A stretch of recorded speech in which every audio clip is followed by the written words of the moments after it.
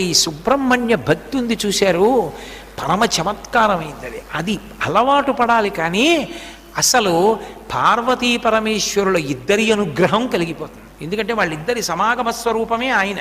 సుబ్రహ్మణ్య ఆరాధనం గురించి మహాస్వామి చెప్తుండేవారు. సుబ్రహ్మణ్య ఆరాధనలో మహాస్వామి దిట్ట.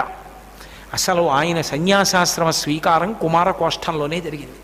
అక్కడ స్నానమే చిట్ట చివరి స్నానం బ్రహ్మచారిగా. కాబట్టి ఆ సుబ్రహ్మణ్యారాధన చేసేటటువంటి వాళ్ళకి లోపల దేవతలు మాత్రమే ఉంటారు, రాక్షస గణములు ఉండవు. రాక్షస గణములు లేని కారణం చేత, దేవతలే ఉన్న కారణం చేత వాళ్ళ కర్మానుష్ఠానం అంతా పరమభక్తి తత్పరతతో నిండిపోతుంది, పరమధార్మికంగా ఉంటారు.